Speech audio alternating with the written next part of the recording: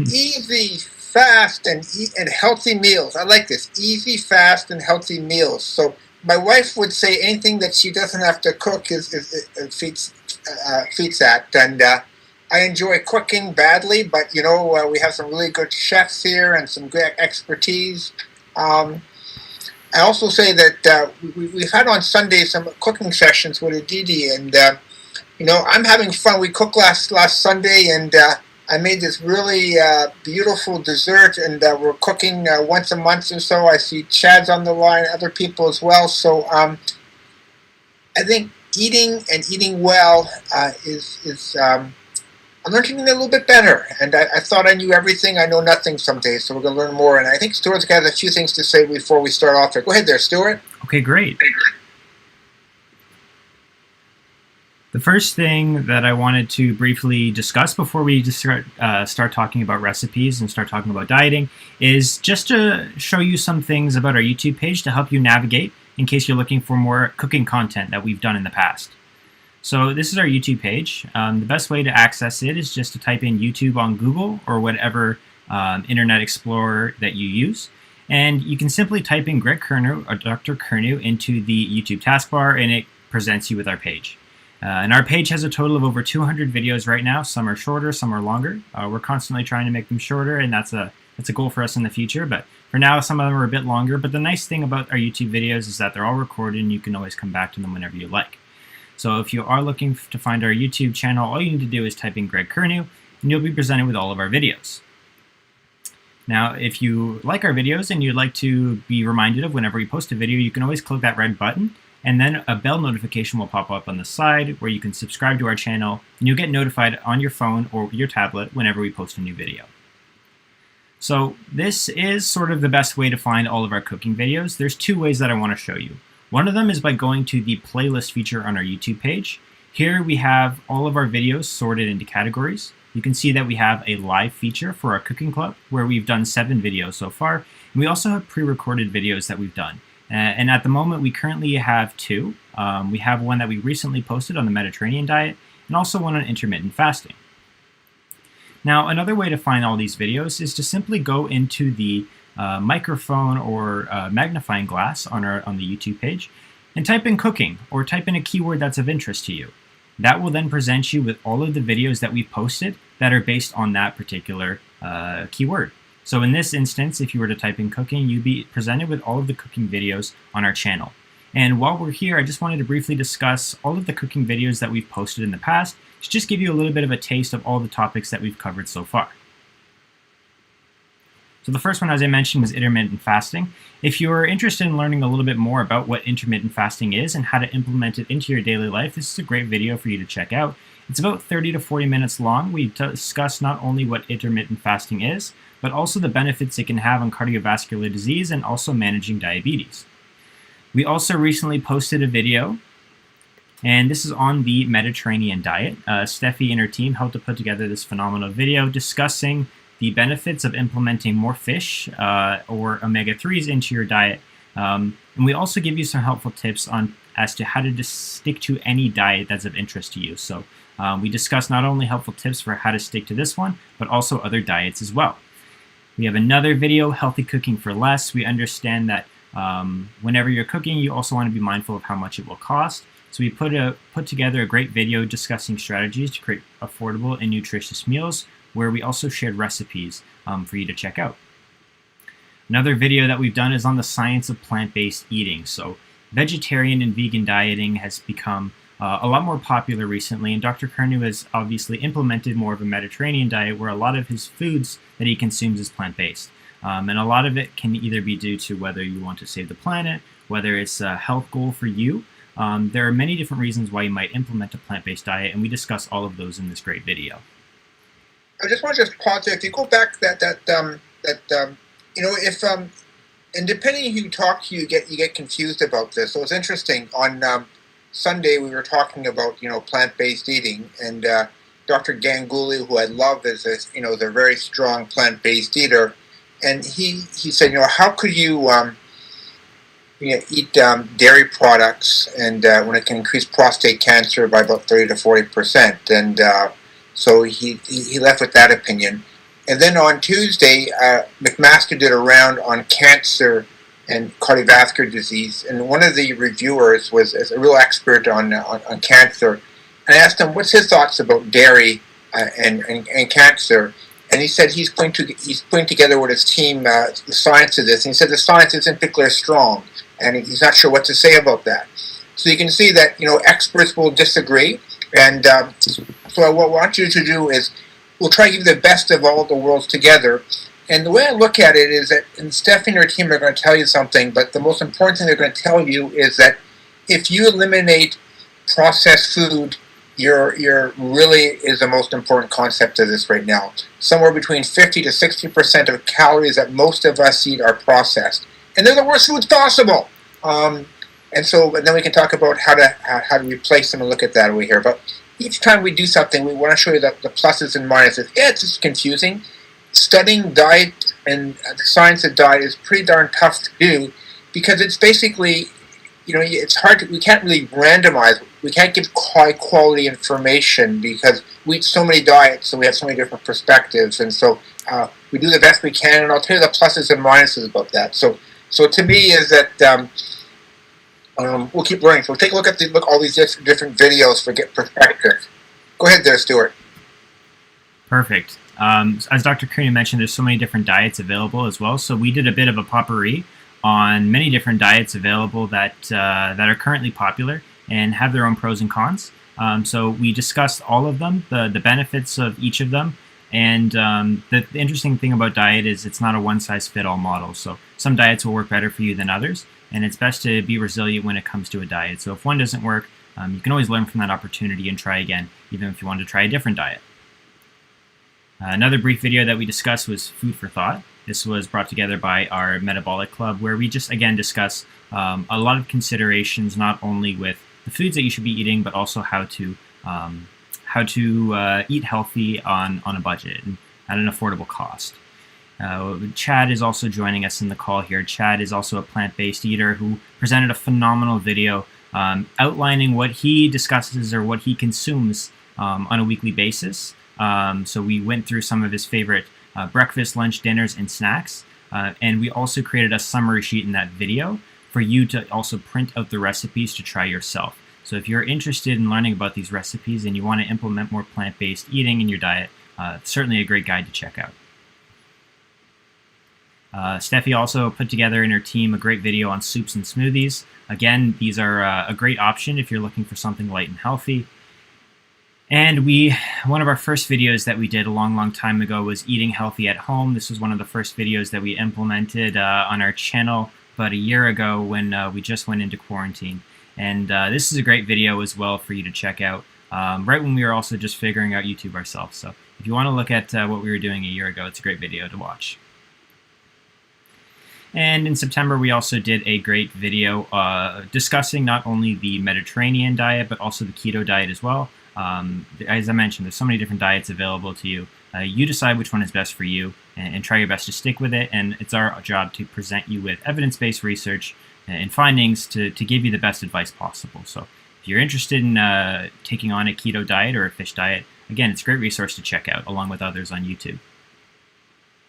And I'll just say that for many of us, you have to try different diets. There's not one diet that rules the world. And to me, I enjoyed the keto diet. I didn't have a true version. I had a modified version of it because you have to get to 30 grams of carbohydrate a day or less. Mine was a little bit higher on that because I still love beans.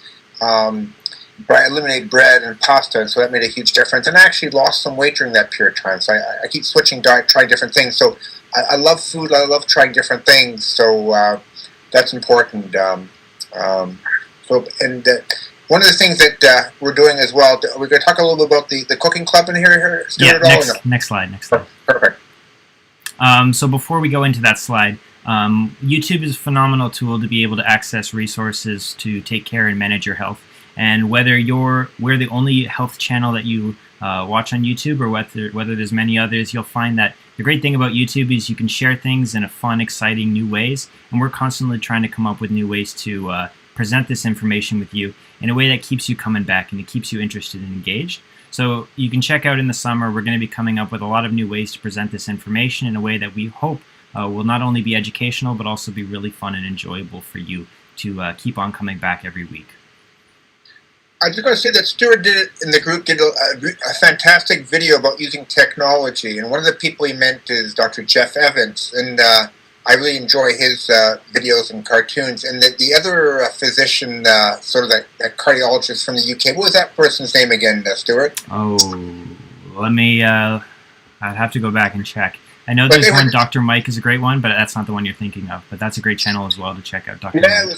It's on our last week's channel. I went and I started with one. I listened to 6 or 7 of that guy's videos and stuff. I really enjoy it. So to me is that we're trying to share as much good information as we can, and I didn't know about that till last week. So thank you, Stuart, for sharing that. No problem. So if you check out all these other YouTubers that are talking about health and well-being, we want to become a lot more like them as well, where they present information in fun, creative ways. So check out, or you can look forward to that in the summer, I would say. And the final thing that I just wanted to touch upon before I pass it away to our great presenters today is to discuss our cooking club. So this is Aditi. She's a fantastic volunteer who's recently implemented a new focus group at the clinic where we meet about on a monthly basis to discuss new strategies for cooking, and we cook as a big group of people.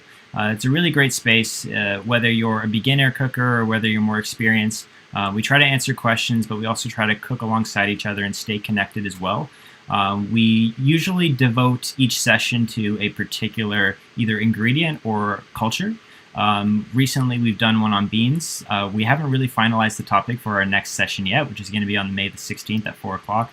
But if you are interested in joining us, we're going to be linking the Zoom link in the description of this video if you ever want to join us on May the 16th at 4 p.m. And if you're also on our newsletters, we will be also sending out a reminder for you to join. And we'll also be sharing more information a bit closer to the date on what the ingredient is going to be for that session. Dr. Kearney, anything else you want to add? It was so much fun. I was bopping around the kitchen, and that was healthy treats. And the stuff we made is that I didn't have all the proper ingredients, so we added different things and took things away, and I didn't burn anything. I made a mess of the kitchen, but it was so much fun. And I was hoping all these little healthy granola bars would last for a week. They lasted 3 days,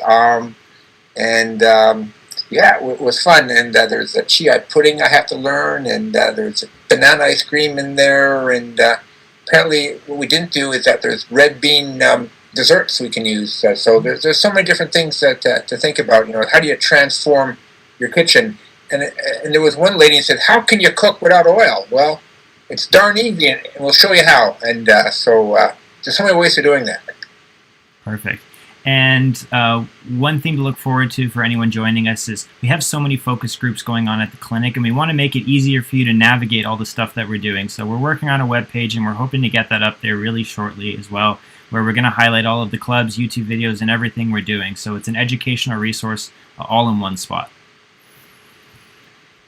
And with that said, I just wanted to pass it along to our next speaker, and we're going to begin discussing our topic today, which is quick, healthy, fast, and easy meals. Steffi, am I passing it along to you here?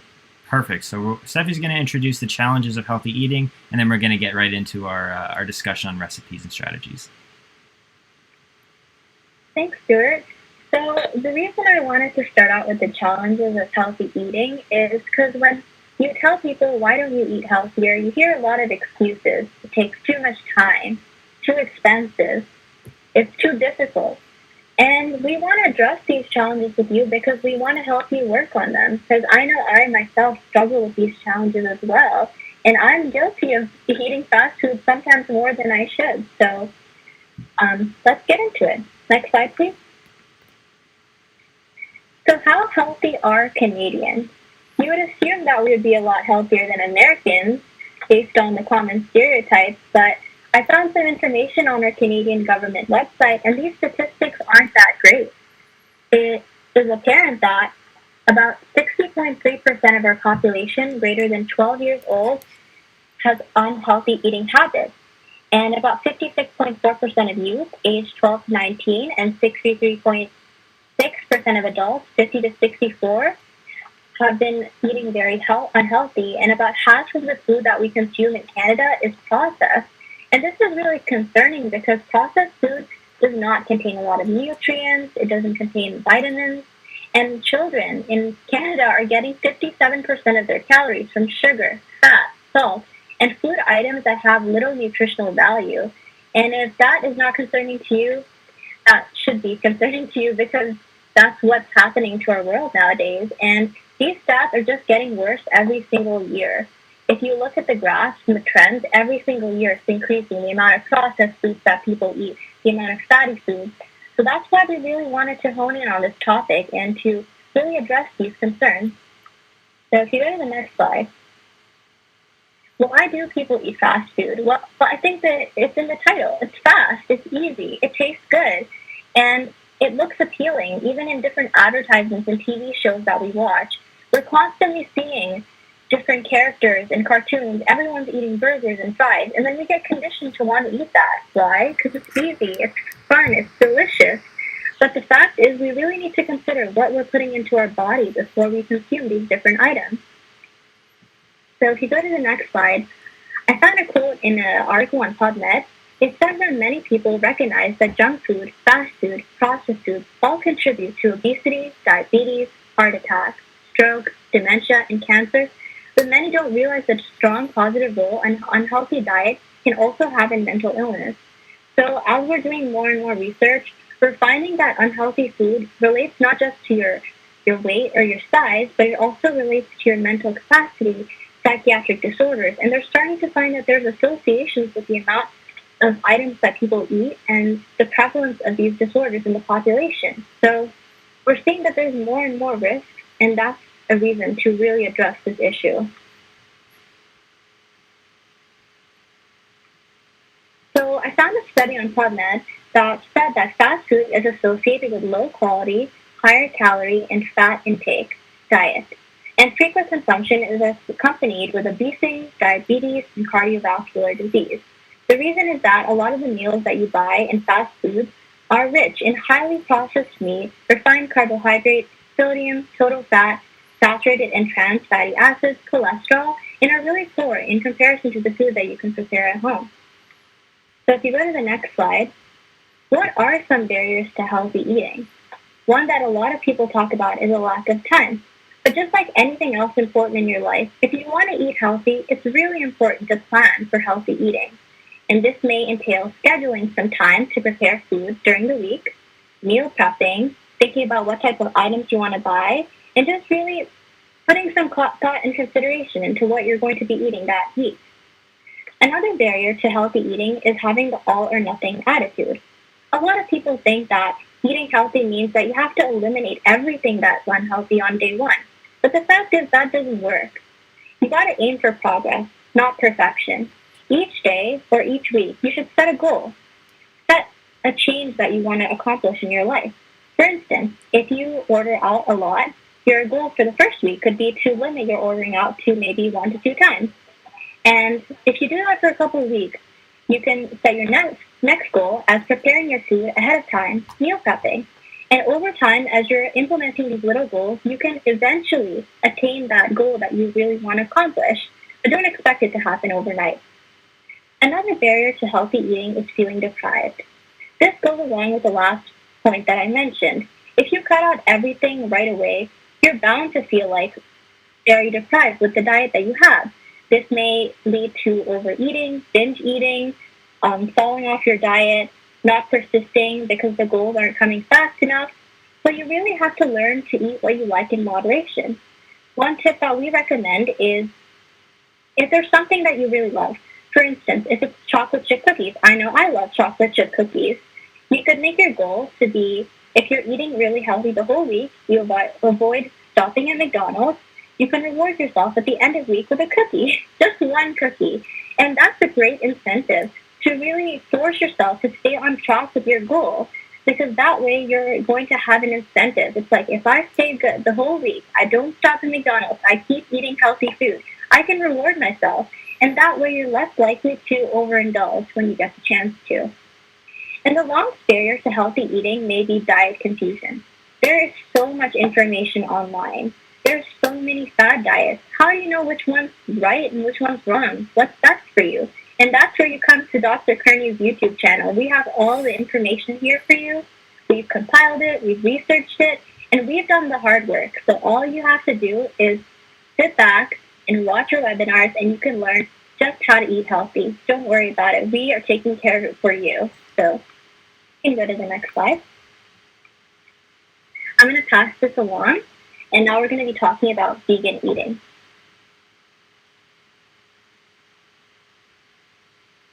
Perfect. I think my screen might be frozen, so I'm not sure if we're on the next slide or not. But on the topic of healthy eating, we're going to talk about something that you've probably spoken to Dr. Curnow about, or others at the clinic, or heard about through the webinars, or heard about through other people, and that is eating vegan and veganism. So what is veganism? So veganism is plant-based eating, which means no consumption of any animal products. It's basically a more extreme version of vegetarianism where you cut out more than just meat. So exclusion of meat products from the diet is something that has been around for millennia, with the first mention of it being in texts by the Greek philosopher Pythagoras, actually, in around 500 BCE, so a long time ago. So some examples of foods that you will avoid with veganism are meat products, dairy products like milk and cheese, yogurt, as well as eggs and fish. So some vegans will consider honey to be an animal product, but many do still include it in their diet, with them just kind of trying to buy local honey in places where they kind of trust that the bees are being treated well and taken care of. And then some people may find it difficult to think about totally excluding these foods from their diet, but even introducing the odd vegan meal can really help to improve your health overall. Next slide, please. So a vegan diet is a really good option for reducing HbA1c in patients with type 2 diabetes. So HbA1c is a measure of how much glucose or sugar is bound to the red blood cells of your blood.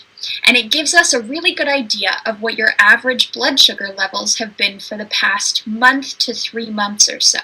So this won't really fluctuate with a meal. It's not like when you measure your blood glucose at home and you might have a big spike after a meal. You're not going to see that same spike in HbA1c. It's more constant. So in a study done by researchers in Korea, they looked at differences in this HbA1c reading over 12 weeks between a vegan diet and a conventional diet that is recommended by the Korean Diabetes Association. So both diets were found to reduce HbA1c, but the vegan diet actually showed a greater reduction in HbA1c. So that demonstrates a better ability to control blood sugar. So you can see that in the diagram on the left of the screen, kind of outlined in orange. So the larger decrease in HbA1c was even more prevalent in individuals who had a high adherence to the vegan diet, reaching around 0.9%. So that really proved that the vegan diet was a driving force in reducing the HbA1c. And you can see that in the diagram circled in green. So you can see that the difference there in the reduction is a lot easier to spot, with the vegan diet being the solid line. Next slide, please. So in this study, veganism was compared to the American Heart Association and their recommended diet for coronary artery disease. So they had 100 patients that either went on a vegan diet or the recommended diet for coronary artery disease. And then both diets showed similar reductions in BMI and waist circumference. So that was just kind of saying that they were successful in helping to reduce total body weight and get people below an ideal BMI of around 25. But the vegan diet actually showed a greater reduction in LDL cholesterol. And LDL cholesterol can be considered that bad cholesterol, the one that we want to get as low as possible. And the vegan diet decreased it about 13% more than the reduction that we got with the American Heart Association diet. There was also a reduction of about 32% in C-reactive protein. And C-reactive protein is a marker of inflammation. So C-reactive protein, when that goes up, that's associated with you having more inflammation present in your body. And a high C-reactive protein can be used as a marker of your likelihood to develop coronary artery disease. So that means that the vegan diet, seeing that reduction in that C-reactive protein, kind of proposed that a vegan diet is protective and it's helpful for keeping us from developing coronary artery disease. Next slide, please.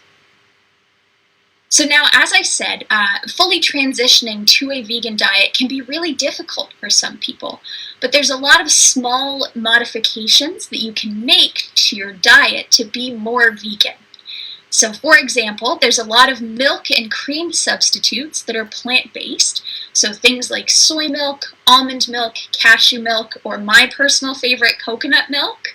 We love coconut milk. You can put it in almost anything and it tastes delicious. There's also a lot of vegetables and fruits that can be modified to be used in multiple meals. So things like avocados are really, really important to a plant-based diet. You can use them in salads, you can use them as a thickener for sauces, and even use them in desserts. So things like avocado-based chocolate pudding, as opposed to using dairy products in something like that. Chia seeds are another kind of random food that fit in really well to vegan baking, much like avocado. And a lot of times they're used as an egg replacement or a thickening agent. So you can make chia seed puddings that are really delicious. We have some really good chocolate chia seed pudding recipes at home, but they're a big hit in my house. And then nutritional yeast, that's kind of on the other end of the spectrum. That's a more savory flavoring food. So it's another frequently used food in vegan cuisine. And a lot of people will use it as a Parmesan cheese substitute. So it has kind of a little bit of a salty taste and a nutty taste. And I really enjoy putting it on my avocado toast. So looking at kind of a full vegan diet, you want to have some vegetables that you can put in as fill that'll almost act like a meat for you. So vegetables like cauliflower, squash, and mushrooms are often used as replacements instead of meats because of the texture and size. They're very good at filling you up, but they don't provide the same level of protein as meat would. So it's important to make sure that you're consuming enough protein while following a vegan diet.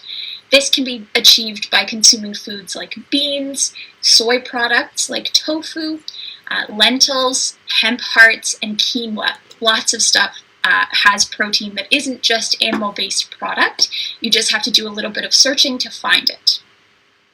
Next slide, please. So here we see kind of an example of what someone's weekly diet may be while following a vegan diet. So vegan eating is often something that people believe is very time-consuming and requires a lot of prep. But like any diet, cooking can take however long you want. It just depends on how fancy you want to get with the meals. So as you can see on our meal plan here, breakfasts like oatmeal with blueberries, pumpkin seeds, and peanut butter is pretty easy to achieve. You can also do things like overnight oats with a vegan substitute for yogurt. So you could prep it the night before if you plan on getting up and having to leave almost right away. That's something that you can do the night before. Same with avocado toast with sliced apples. That doesn't really take any longer than a normal toast Can I would. ask you a question? I heard this word overnight oats. So tell us about overnight oats. And you also meant something about the chia seed pudding. So just highlight that a little bit. I'm interested in learning more about those two things. Perfect. So chia seed pudding, a lot of the time, all you have to do is take chia seeds. If you want chocolate, then you add cocoa powder, add some maple syrup, and almond milk or another milk if you are allergic to nuts. And chia seeds are really interesting in the fact that they swell up a lot. So they kind of go in looking like tiny little pebbles, and then you let it sit overnight and it'll soak up all of whatever milk product or substitute you put in there. And it turns into a pudding-like consistency. So that's your chia seed pudding. It basically just, you throw everything together, you leave it in the fridge overnight, and then it's ready to go the next morning. Similar with overnight oats. So with overnight oats, you get your rolled oats. You can add yogurt a lot of the time. People will add that. So a coconut yogurt is a really good option there. And then a little bit of a liquid. So a milk substitute, milk in general, water if you don't really like the taste of milk or milk substitutes. And then you can add a little bit of sweetener, you can add fruit in, and again, you just stick it in the fridge, let it soak overnight, and then it's a cold breakfast. So you don't need to heat it, you can just eat it as is. With oatmeal, when you prep it the day of, you kind of have to heat it up in the microwave to get it to soften. But with overnight oats, since it's sitting overnight, it has a lot of time to soak in whatever moisture you put in with it.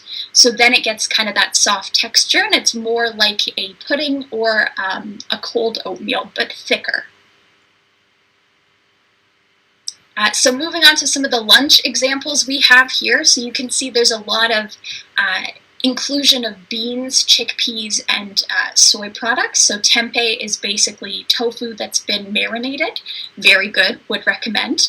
But you can see kind of chickpea salad sandwiches as a replacement for an egg salad sandwich. Southwest quinoa bean salad. So we mentioned quinoa and beans before. They're a really good source of protein. They can be really important for a vegan diet. And then barbecue tempeh wraps. So a lot of the flavors that you crave on a not vegan diet can be imitated in a vegan diet. So barbecue tempeh wraps, cauliflower chicken wings, basically. They're not chicken, they're just cauliflower that's been battered, fried, and then barbecue sauce added. Very good as well. That's kind of a fun little cheat food. But those are some examples of lunches. Moving on to snacks, you'll see in this column there's a lot of fruit smoothies, fruits in general with nut butter or nuts. So those are kind of really fast snacks that are easy to make, easy to throw in a lunch bag and bring to work with you. And then dinner, these are a little bit more in-depth because you have more time to make dinner. So things like vegetable barley soup with a salad. Barley is another really good vegan food. It's very filling, but it also has a lot of good nutrients in it. So it's a prime example of a good grain to use.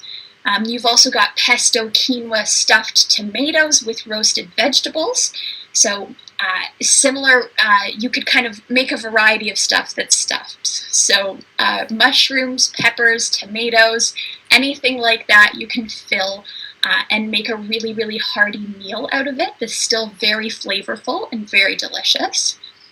Also, vegan cheesy zucchini quesadillas. If you don't want to fully get rid of cheese, there are options for vegan cheese.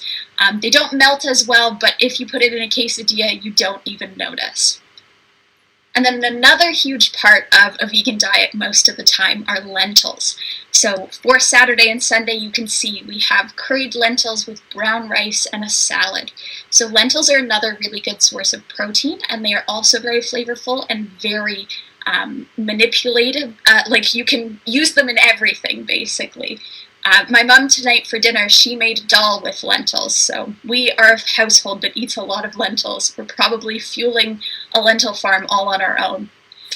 All right, next slide, please. So we're going to get into some example recipes. And just a reminder, this webinar is fully recorded, so you can go back, read the recipes that we have on the slides here, pause the video, and work through it at your own pace. So for breakfast, we included a 30-minute breakfast burrito recipe. So like I said, you can go for oatmeal, you can go for chia seed pudding, you can go for toasts. If you're looking for something that's a little bit more fun and adventurous, you could try this one. So this basically uses rice, cilantro, potatoes, black beans, and avocados, and cabbage as its main components. So they all kind of come together to create an avocado slaw, hash browns, like a lot of stuff that you would enjoy not on a vegan diet. So just kind of an example that you don't have to give up eating foods that you enjoy. Next slide, please. So kind of the key nutritional information here. So this is for 2 burritos. So if you were to make this recipe at home, whatever we have on the slide for the ingredients should supply you with enough to make 2 burritos. And this is the nutritional information for if you worked through the recipe that we have provided. So you have about 713 calories, 131 grams of carbs, a decent 19 grams of protein. That's mostly coming from those black beans that are included. 14 grams of fat. A lot of that is probably coming from the avocado that's used in the slaw.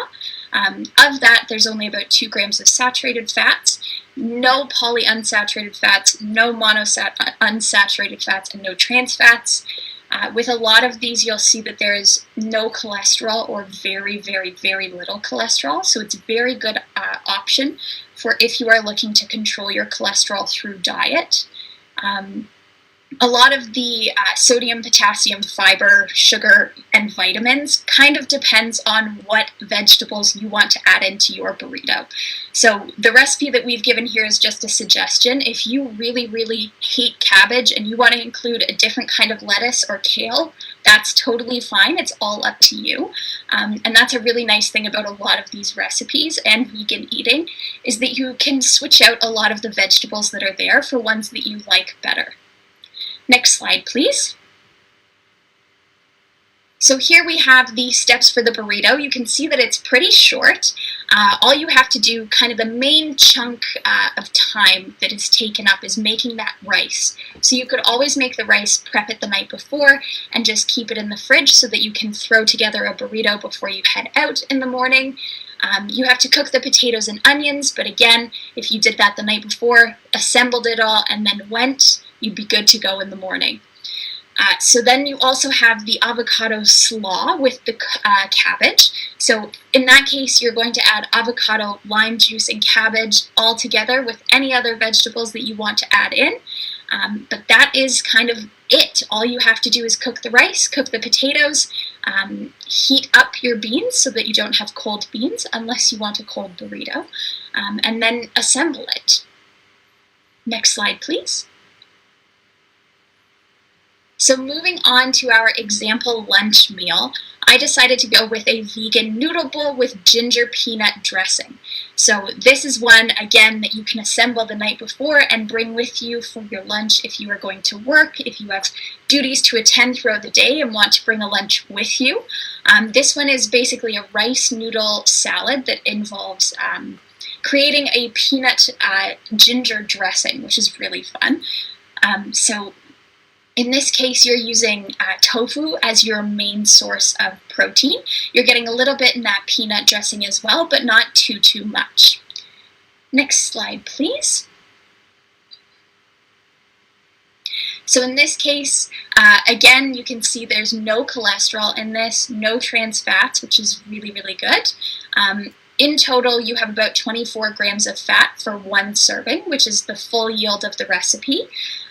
So in this case, it's, again, a really good way to control your cholesterol through your diet. If you're looking to do that, vegan eating is a really good option. And salads are great because they're very adjustable. You could put whatever vegetables you wanted in this salad, whatever you think would go. If you are absolutely opposed to carrots and instead wanted to include broccoli, go for it. Next slide, please. So this is, again, a really easy meal to prep, and even if you do the prep the night before and just bring it with you the day of, it's not something that you have to devote a ton of time the night before to preparing. So you have to cook your rice noodles, which generally takes about 15 minutes total for your water to boil and the noodles to cook. And then to make your dressing, you're going to mix peanut butter, sesame oil, brown sugar, or maple syrup, soy sauce, and just leave it as is. So after that, all you have to do is add your dressing to your noodles, your sliced carrots, green onion, and tofu, and whatever other vegetables you choose to include, and enjoy it. That's all. Next slide, please. So I have a question for the group here. Oh, good. Never mind. We're getting some. Never mind. You're asking my question. Go ahead. So to intervene in the noodle section, I know a lot of people love noodles, myself included. However, when you eat noodles that are prepared at a restaurant, they can be very high in trans fat, sodium, and be very oily. So don't worry. If you love noodles, there's different ways to make them much healthier. And one way that we wanted to talk about is by using healthier types of noodles. Squash noodles are made from squash and can be used to make delicious meals. Stay tuned, but it's rich in vitamins, minerals, and antioxidants, and due to its low calorie and high fiber content, it may aid in weight loss and digestive health. You can either purchase these noodles from the grocery store, or you can make them yourself using a vegetable peeler to make a pasta stand-in. Black bean noodles are another great option as they're very high in fiber and protein and offer a great source of iron. Unlike traditional noodles, noodles that are made entirely from black beans have no cholesterol, trans fat, or sodium. Once again, you can find these at your local health food store or in any general supermarket. And the last option we wanted to mention are whole grain noodles. These are high in fiber and a great source of nutrients and minerals. As you can see, eating healthy isn't really hard. It just takes planning and being creative with how to recreate your favorite foods in a way that's good for your body.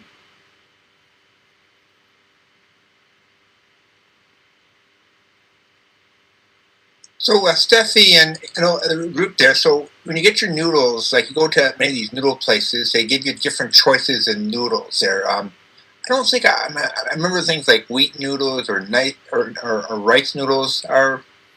I don't think they're too healthy, are they? I think anything in moderation is pretty reasonable. Obviously, you don't want to be continuously eating multitudes of rice noodles, but I think rice noodles are pretty good in comparison to like whole, just general like homemade pasta where you can add a lot of stuff in, a lot of butter, and things like that. I think the ideal though is definitely to use kind of vegetable-based noodles if you're looking to cut out carbohydrates or potentially lose weight. So you know what I do when I go to these noodle places is that I make sure I get extra broth, and I also put lots of extra vegetables in them. I just love those noodles, but so I try to not eat too many of them. So I'll keep adding broth to everything. I'm curious, anybody else any ideas, Chad or Jesslyn or anybody else any ideas about how to make how to eat noodles as healthy as you possibly can? Or Stuart, anybody else on the call there? Any suggestions from anybody else? I lean on the side of Aislinn there and using vegetable or the rice noodles. I've used quite a bit of rice noodles. Yeah, I agree. Sorry, go on. Go ahead. Oh, I was just going to say, I agree with what you said. I think vegetable-based noodles are great. That's why we were talking about squash noodles. And even like the black bean noodles, I personally haven't tried those ones. But that seems like a healthier alternative. So to me is that can you get whole wheat rice noodles? Or are they all based on white rice?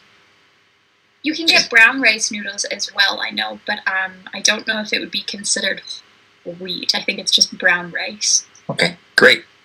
Thank you. Yeah, I do think that adding vegetables, though, is a great way to kind of fill up your plate without having to consume a lot of carbs, because a lot of times when you look at pasta dishes, I find the more vegetables that I include in my pasta as add-ins, so like things like broccoli, zucchini, peppers, tomato, anything like that, it kind of forces me to eat less of the noodles and more of the vegetables. So kind of playing with that ratio of vegetable to actual noodle, if you are using actual noodles, is a good way to kind of balance out your noodle consumption. So kind of continuing with the noodle train, we're going to talk about pasta because a lot of times people, when they're thinking about going vegan, I hear a lot of, but I'll miss pasta so much. You can still have pasta. It's totally feasible. So you still get creamy sauces. You can still have really delicious pastas. So for the dinner example, I went with a creamy squash pasta. So like we said earlier, repurposing vegetables to kind of fill those gaps that are left by animal products happens a lot in vegan eating. So in this case, they're using the butternut squash to kind of make that creamy sauce that you would get maybe with like a penne alla vodka sauce. So in this case, this is kind of a very bare bones recipe. In a situation like this, I would suggest adding in more vegetables. My favorites are, like I mentioned, broccoli, zucchini, peppers, tomatoes, anything like that to add into your pasta is really, really great. And they're vegetables that kind of go with any sauce. You can add them into a tomato-based sauce, you can add them into a creamier sauce, and it'll all taste delicious. Next slide, please. So in this case, you can see we kind of have a really, really long list of vitamins and minerals. And a lot of that is coming from that squash that we're eating with this pasta. So if you are not a huge vegetable fan and you don't like kind of adding vegetables into stuff, using them in sauces is a really, really good way to sneak them into your diet and kind of help you transition to that healthier eating. So in a case like this, the squash is contributing a huge amount of fiber, especially non-digestible fiber. So when we read nutritional labels, when you see that carbohydrate number, anything that isn't sugar or digestible fiber is fiber that's going to basically fill you up without contributing to fuels that your body is taking in. So that non-digestible fiber can be really helpful for weight loss, and things like squash have a lot of it. Next slide, please. So again, a fairly simple recipe.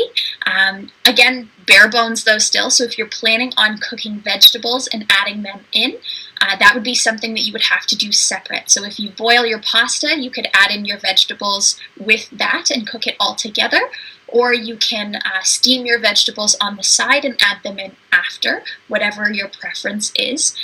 But this one, you're getting kind of a little bit of extra flavoring that comes from cooking the sage in a skillet over medium heat, and then that's going to crisp up and give you a really, really cool flavor with your squash. Next slide, please. So again, a reminder, all of these webinars are recorded and the recipes can be revisited on our YouTube channel. I'm not sure if the links are in the description, but they are hyperlinked in the presentation, so I'm sure that we can add them in. But if you want to make them at home, then this is a really good opportunity for you to pause the video, look at everything, and return to it and be able to make it later on and go through at your own pace. Next slide. So now I'll be going over a few quick lunches, some things that you can throw together in 30 minutes or less when you don't have a lot of time for lunch. So next slide. The first one we're going to talk about is a recipe for fresh spring rolls. So this takes around 15 minutes to make, and it's actually going along with the vegan trend. It is also vegan, so some of these recipes won't be, or you can definitely substitute things out to make them vegan, but this one just happens to be vegan in itself. So for the main kind of, instead of meat, we're using mushrooms. So you'll need some oil, some mushrooms, and tamari or soy sauce, which are basically the same thing, but tamari is gluten-free for those who might have gluten intolerances. And then for the spring rolls itself, you'll need soba noodles, which are buckwheat noodles. They are slightly healthier than normal noodles, but because they're higher in fiber. But going back to like the topic of healthy noodles, I think something that could be considered is also konjac noodles. Or shirataki noodles, if anyone's ever heard of those. They're made of like the konjac root.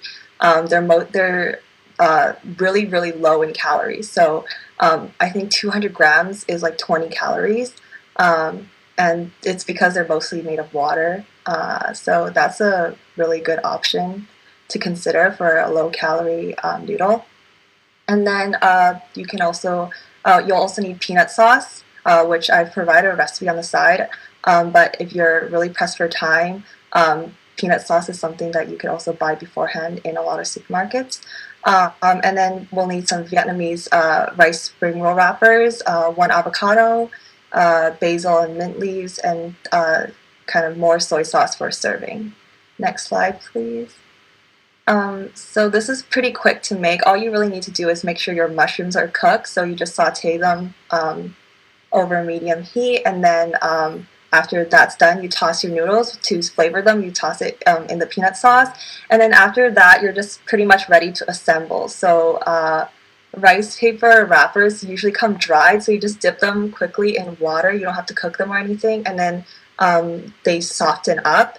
So when you soften these up, you just add the noodles, the mushroom, the vegetables, and then you roll it together, and then you'll have spring rolls. So this recipe actually makes 4. And then there's the nutrition at the side.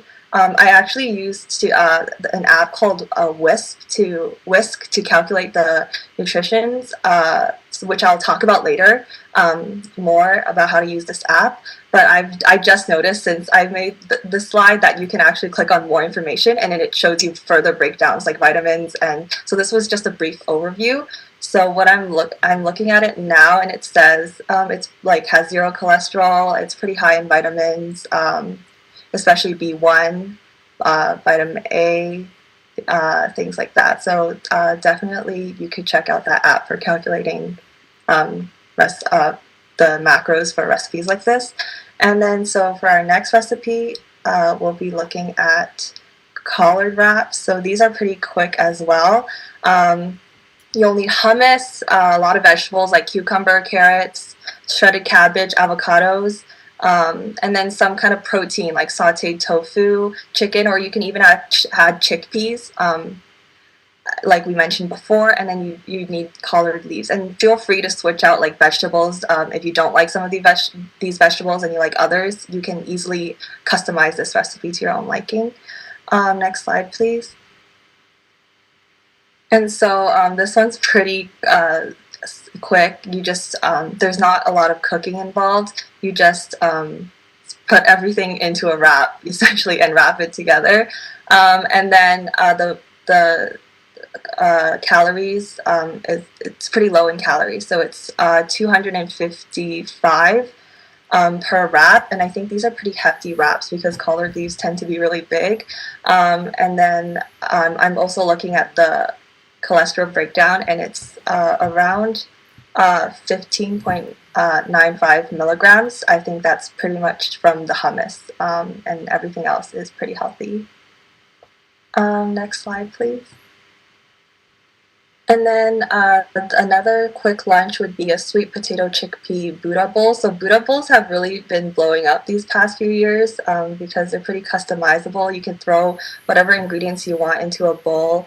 It's basically like a salad, but with kind of rice or some healthy alternative as a base. And for this one, you'll need just red onions, sweet potatoes, broccolini, or you could switch it out for broccoli, kale, for the vegetables, and then the main source of protein would be chickpeas. You can also switch that out for tofu if you don't like chickpeas, or chicken if you don't want to make it vegan. And then a lot of seasoning to make it more flavorful, like cumin, chili powder, salt and pepper, oregano, turmeric, things like that. And then optional, you can add tahini sauce, which is what this recipe recommended. And tahini is also vegan. It's made of sesame. Or you could use whatever dressing you like to substitute. And basically, next slide, you just roast your vegetables in the oven. And then you add all the ingredients together into a bowl and you mix it up. So it's like a salad. And the calories are pretty low too for a big serving of like a big bowl of vegetables and chickpeas. It's around 478 calories. And then I'm looking for the cholesterol. It's basically no cholesterol at all for this one too. So it's a pretty healthy meal that's quick to make. And next slide. Go back one slide. I have a question for all your cooks. It always says to preheat the oven. Why do you have to preheat the oven? Why do you just can't you put it in cold and it should be on the top part or the bottom part? And tell me about all that sort of stuff. So a lot of times in your oven, depending on if you have a convection oven or a normal oven. So a convection oven kind of is more fan-based. You get a lot more circulation of air. So in cases like that, you have a lot more even heat. So in something like a convection oven, you could cook multiple things on different shelves. In a conventional oven, you're going to have zones that are more hot than others. So when you preheat your oven, you're kind of trying to equalize all of the temperature and get the whole oven hot before you add it in, so you get a good kind of even cooking. I purely know this from baking because I used to bake in a convectional oven and it was horrible. They would always end up skewed from the fan. But preheating the oven is important if you want to get an even cooking. So things like broiling, which you might have heard of before, more of a top-down heat. So that's good for melting things, for getting crisp edges. But in cases where you're trying to kind of cook something all the way through, that preheating step is going to equalize the heat distribution throughout the oven and make sure that your food cooks all the way through from every angle. That was a really detailed explanation. Thanks. Yeah, so I guess we can move on to the next recipe then. Yeah, for the last one. That reminds me is that you remind me, Aislinn, of the science of cooking. Chad and I took this course by Forks Over Knives, and basically Chad took the course. I sort of watched a little bit, and it was fun. I learned so much science about cooking, and there's the art and there's the science of cooking, and I really appreciate all this, and thank you for sharing all that. Yeah. So our last recipe, we're gonna look at a chicken lettuce wrap. So this one involves chicken, but you can easily switch that out for another protein like tofu, chickpeas, as I mentioned before. So for the sauce, to season our protein, we need some low sodium soy sauce, some garlic, honey, water, ginger, rice vinegar, chili paste, which you can leave out if you can't to eat spicy things. Yeah, and some cornstarch to thicken it, and some lime. And then for the cooking, like the chicken itself, you'd need like the chicken oil, some cashews, coarsely chopped, and onions, green onions, and lettuce leaves for the wrap, of course. And then for toppings, you can do whatever toppings you want, but this recipe suggested carrots, cilantro, and some more cashews, because it is like kind of an Asian flavored recipe. Next slide, please. Yeah, and so this one is also pretty easy to make. You just saute or like cook your pork protein. Make sure that's like well cooked through. And then you add in the cashews to cook it. That just brings out the flavor of it, making it taste better.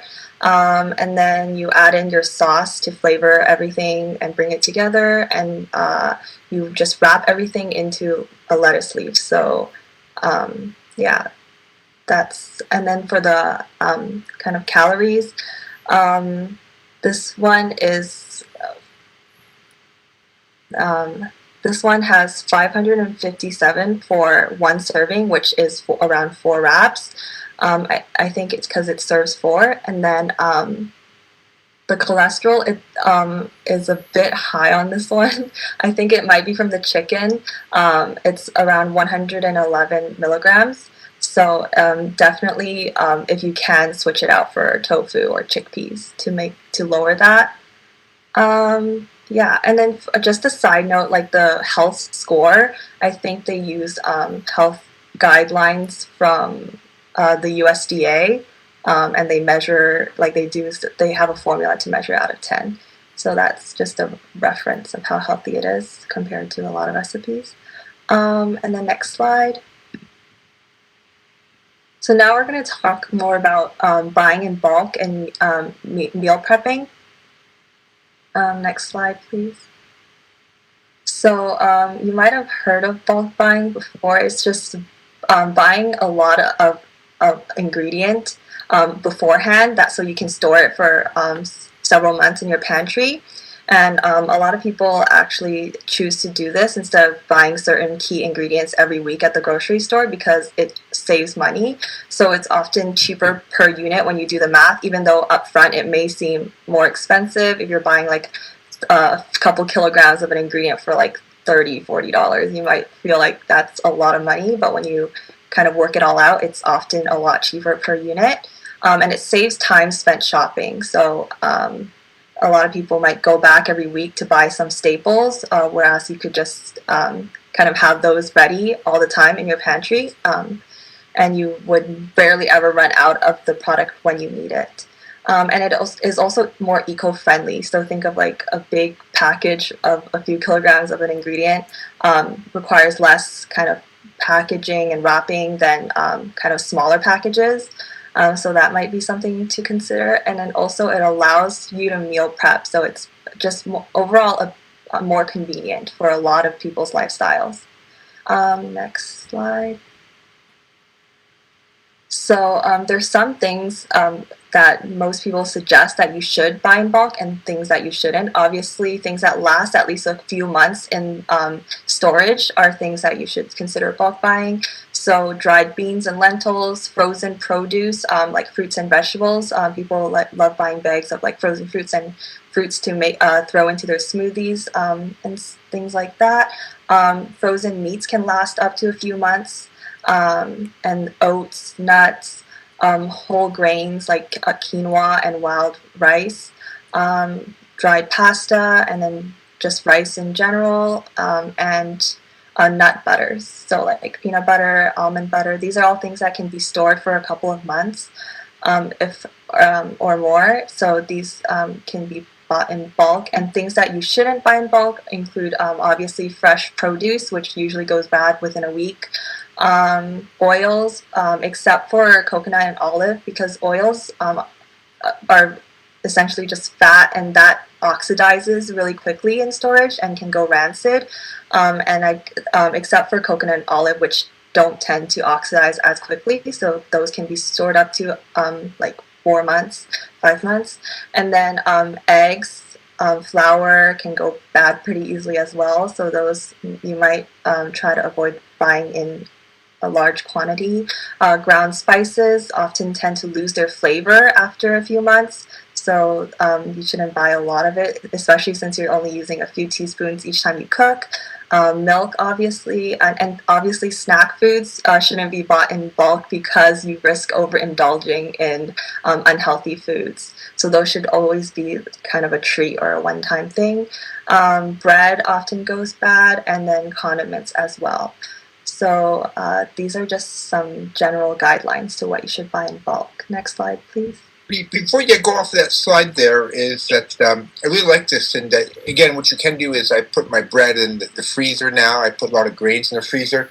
Now, one of the things I'm really bad, I got to get rid of plastic. So and when I'm trying to store, so I'm trying to really get rid of plastic, and I'm listening to the linings of plastic in cans have some ingredients that may be carcinogenic. So I'm going to try to use more glass when I put things into metal, and it may be an excessive thing right now, but the plastics are going in the wrong places. I love this idea. So I'm going to freeze this picture here from time to time and look at that over there.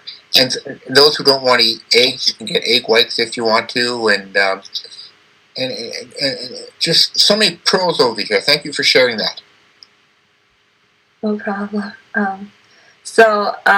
Essentially what bulk buying can help you do is help you meal prep. So meal prepping means to make a lot of food beforehand to save time in the moment. So there are different types of meal prepping. So there's batch cooking or freezing, and this is when you make a lot of one kind of food and you decide to freeze it. So people kind of do that with soup or mashed potatoes, something that's relatively simple that you can make in large quantities and unfreeze when you want to eat it. And then there's meals for one. A lot of people who meal prep, they make a meal plan and they decide what they want to eat for 1 week. So they choose like two or three recipes that they would want for like lunch and dinner, and then they just make a week's worth of these meals and they put it in the fridge, because usually these things last up to 3 to 5 days, and then they just heat it up every single meal.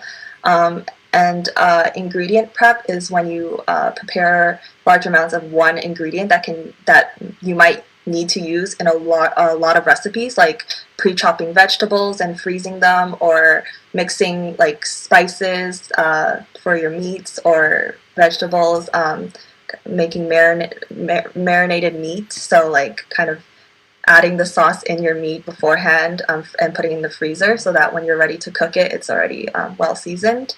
So these are the different types of meal prep. Next slide, please.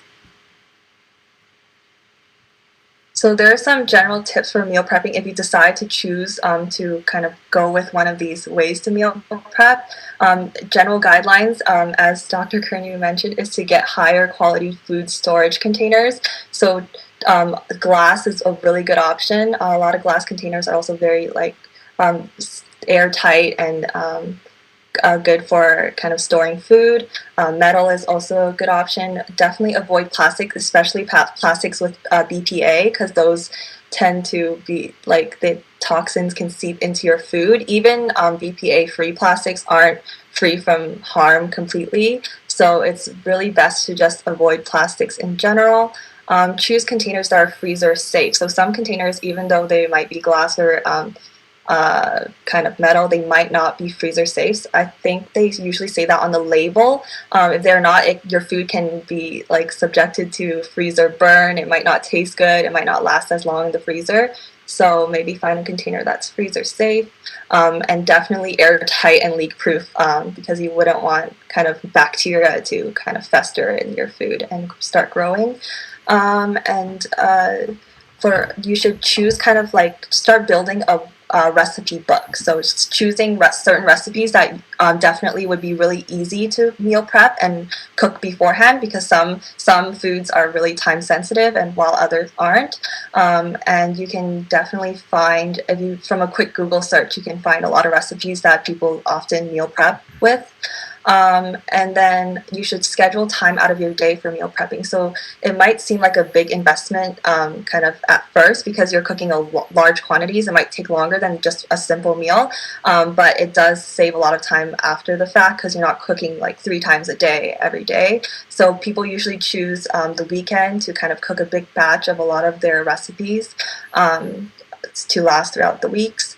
And then you should be aware always of how long certain foods would last in the fridge. So a guideline is that most prepared foods can remain refrigerated from 2 to 5 days, or frozen for 3 to 4 months, depending on what ingredients you're using. So it's always important to kind of Google if you're unsure how long your ingredients may last. And also, you should always label the containers that you put your food in, because especially if you're meal prepping a lot of recipes, it might get confusing when you made which recipe and how long they're supposed to stay good. So it's always good to keep track with that. Next slide, please. How do you know something has PBA in it at all? I think most plastics should, because it's such like a marketed kind of thing. Like a lot of people are actively trying to avoid BPA, that a lot of plastics will state when they're BPA free. It's yeah. So I also found several apps that can help you meal prep if you're new to it and just getting started. So like I mentioned before, I calculated the macros of the previous recipes using an app called Whisk, and it's really easy to use. So you can just upload recipes that you're planning to meal prep with onto this app, using the link. So you don't have to manually go through every single ingredient. You just upload the link and they'll scan the ingredients for you. And then they'll automatically create a shopping list for you to find these ingredients that you would need to make the meal. And you can also look at obviously the nutrition facts, as I mentioned before.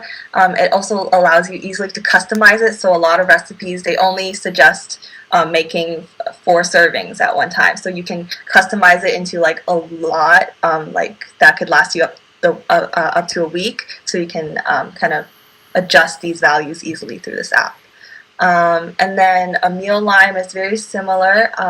I don't think it saves recipes directly from the web, so you might have to manually upload each recipe. But it also has in-app recipes, so you can kind of choose your dietary needs, your meal preferences, and then it makes a list of recipes that you can use and to meal prep with. And most of these recipes are also really quick, so they can be cooked in 30 minutes or less. And then Prepare is another app. It contains recipes as well within the app, and you can also personalize them to your goals, your needs, your preferences. It also provides general nutritional info from recipes imported from the web. So this one is much like Whisk, where you can kind of just send in the link.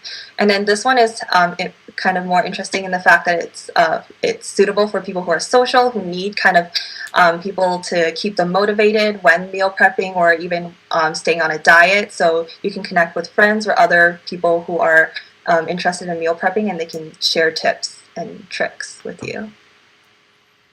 Yeah, so these are some apps that I found, and Steffi, you can take away.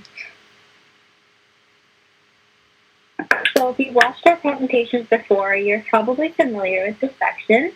We've shared a lot of information with you about your diet, but we want to talk about motivation, because that's half of the mission, and really choosing to eat healthy and to stay on track with your diet and avoid overindulging. So why do people overeat? Let's take a little closer look at this and how we can be healthier about our eating habits. Overeating has been proven to be linked to an increased risk of obesity, which can cause multiple health problems, including an increased risk of heart disease, stroke, and many cancers. But what actually causes people to overeat?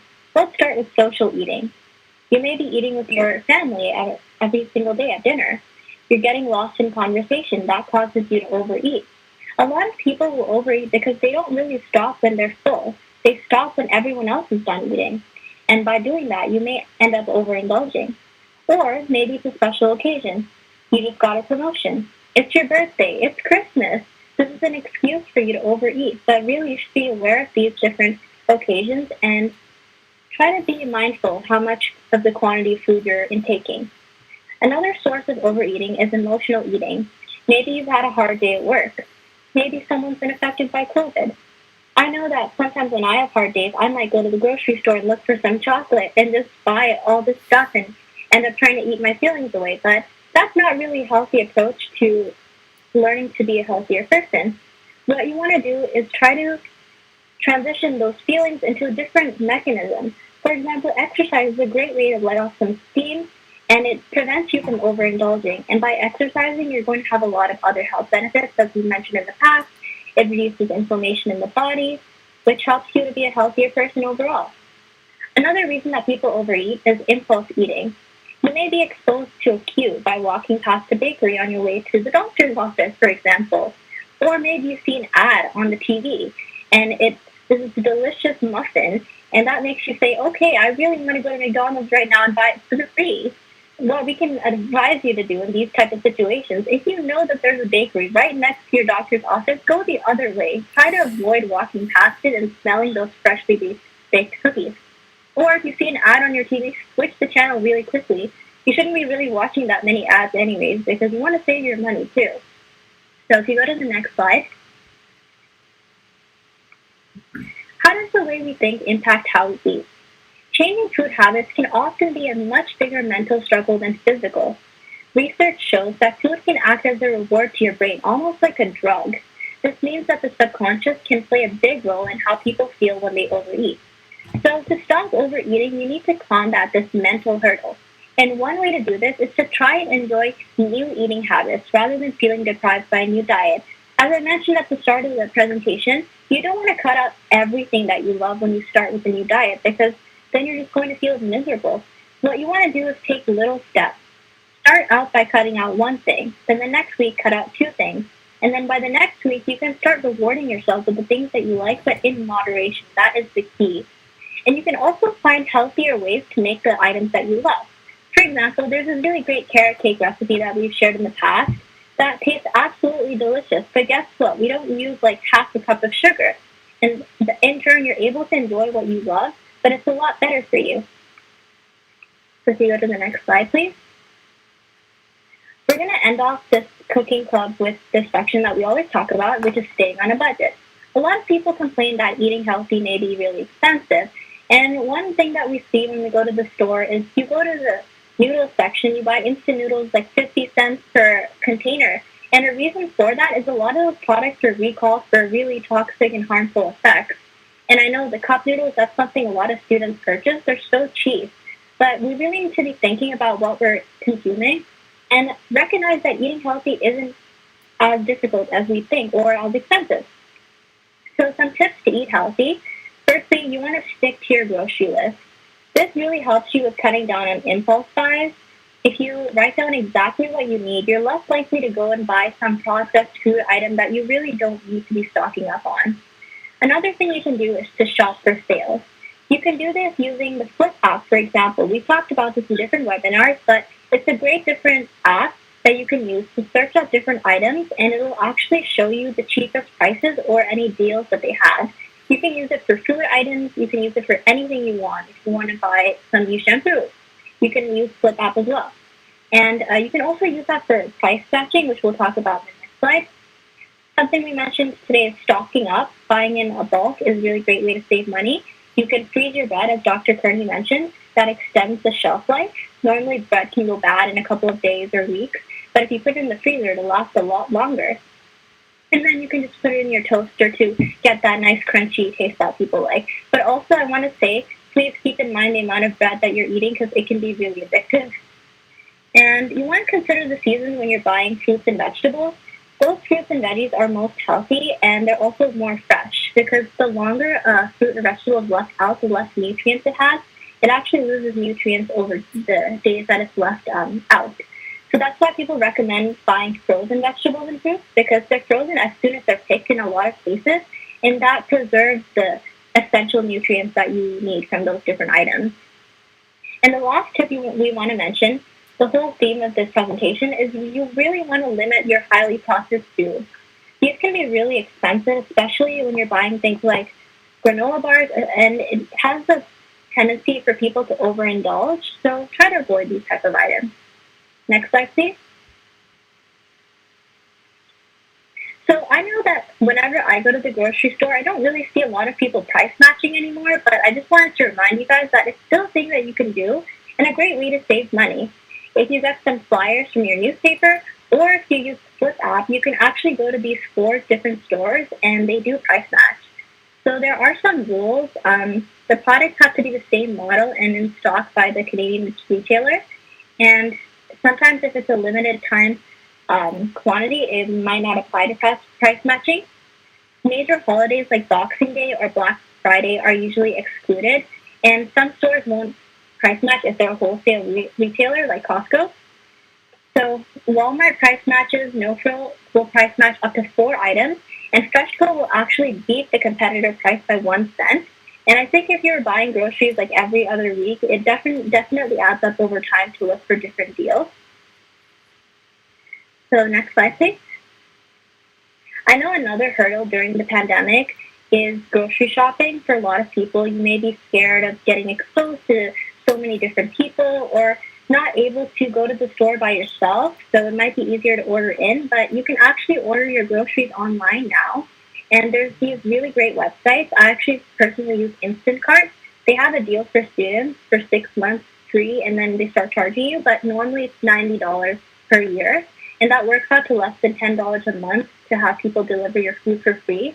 If you don't want to sign up for the membership, it's $3.99 for the same-day delivery for orders that are over $35. And a really good thing about Instacart is that they also have senior support. So if you struggle with using the computer or you need assistance with placing an order or setting up your account, you can call them. If you Google Instacart, there's a phone number that will pop up, and you can call them and they will assist you with your order. And another grocery shopping service that exists is Voila by Sobeys. This is a new one that I found, and they actually have free first delivery. And if you take a picture of this code, you can actually use that to have a free delivery service. So I just wanted to highlight these just to mention that there are different options to eat healthy without having to even go to the grocery store. So you can do all this from the comfort of your own home, and you can even get support if you need assistance using the internet. Next slide, please. So that wraps up our presentation. We want to thank you for staying tuned and watching. We hope that you learned something today, and please feel free to reach out to us if you have any questions or you need help with any apps or want any information. Well, wow, fantastic.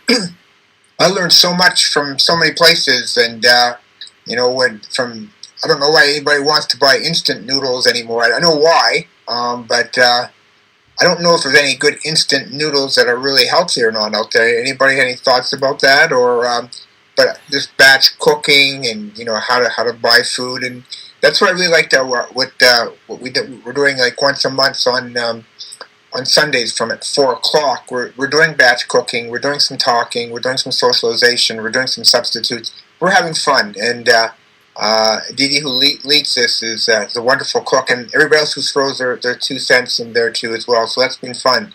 All these different videos, there's so many pearls. I learned the physics of an oven today, thanks to Aislinn, and so many things, and how to use a knife. We'll put how to use a chef's knife, and how to sharpen a knife. Little tricks like that too as well. I don't know if anybody else has anything more they want to add, but that was just fantastic. Chad, do you have any pearls that you want to throw into that, or Stuart or others? Well, I thought it was a terrific presentation. It was really well put together. And also the recipes. You had a really nice group of selection of recipes there, to the point that my mouth was watering. I'm thinking, hey, I got to try out a few of these. So very nice selection of the meal plan there. I think we'll give the last word to Stuart, if I may. And Stuart, what's your thoughts?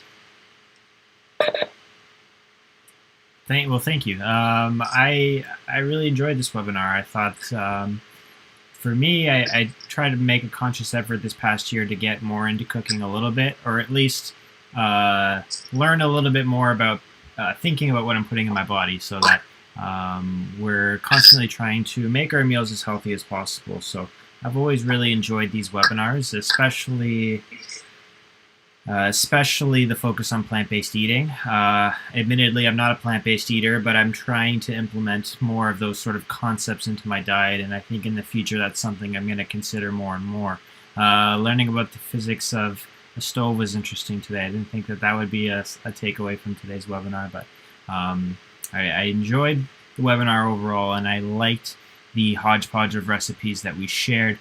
We do have quite a few people on YouTube right now, and I just wanted to let you know that we're currently working on a summary sheet to compile all of the recipes we talked about all in one place, so that you can print it out, and you can also access the resource where we found the recipe online if you wanted to read more about it. So you can check in on our YouTube video in about 2 hours or so, and you'll be able to see that summary sheet available, so you can print out the recipes, and if that's easier for you. So we just want to make things as easy as possible for you.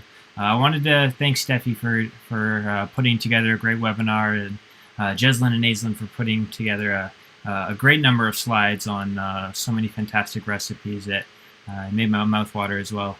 So thank you so much for your hard work. And Dr. Kearney, is there anything else you wanted to add? I was just thinking one more thing that comes up to me is that some people don't have an oven. What about those toaster ovens and things of that nature? So if you don't have an oven at home, can you use a toaster oven? Or how would that work? Toaster ovens are pretty good. You can also get like little countertop convection ovens, which are also very handy. I want to say it's the size of like 2 shoe boxes stacked on top of each other generally. So those are definitely a good option for people who don't do large meals and kind of make smaller portion sizes. Maybe if you're kind of the only person that you're cooking for, those can be really good options. I think you can find them at like Canadian Tire, anything like that. Toaster ovens, a lot of them will have a setting for bake or broil, which you could probably use. Most of them won't have a very good built-in timer, so you might want to buy just the little timers that you can stick on the, sorry, not timers, temperature gauge, that you can just stick on the inside so that you know what temperature you're looking at.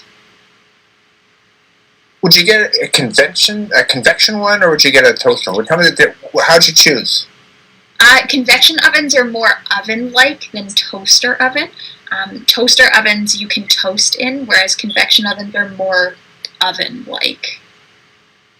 So it depends on what you want to do. If you're looking at not having a toaster, then I'd go for a toaster oven. But if you're looking at replacing a large oven with something, then I'd go for a convection oven. Yeah, just to add to that, I personally use one of those. It's a toaster / convection oven. It has both settings, and I find that it cooks food really well. The only thing you have to make sure you watch the timer, because that isn't really accurate. But other than that, I've not had any issues. You can even make fish and things like that in it. Great.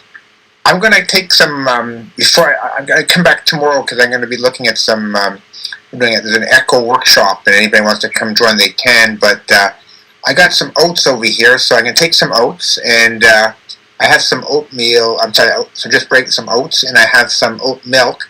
What else should I put in there tonight, anybody? Any suggestions as I put in the fridge tonight? How would I do that, someone? Fruits are good to add. Any sort of sweetener, so like maple syrup or honey, anything like that, you can add to it because that'll actually soak into the oats. You can also just, like if you're planning on making overnight oats, you can add fruit in now, or you can add fruit in the morning, whatever you prefer with that. And how much will it expand overnight? What's the ratio to liquid to Don't put it off the top of my head. Give me a second. But you can see there's so many ways of because I have some leftover things here. I'm going to put that in there, and I just want to thank. Go ahead. Sorry. Some people stick chia seeds in, but it looks like it's 1 part oats to 1 part milk, and then 1/8 part seeds. So if you do 1 cup of oats, try and add in 1 cup of oat milk. Can you put some water in there as well, or no? With the oat milk, you should be fine. That should be enough. Mm-hmm. I always find that mashing up a banana in my oatmeal also helps to make it, like a lot more creamy as well. It's like a nice substitute for putting in something like too much milk. So it thickens it up, but it also gives it a lot of flavor. Nice. And I'm going to crush up a few almonds and throw that in there too as well. And I think right now is that I got to go walk a couple dogs. I got to go for a little walk, and I have to also walk 3 little goats as well. And so I'm going to have a little bit of fun here. So I just want to thank everybody tonight, and fantastic. I just learn all the time, and thank you for sharing. And I think good night, everybody.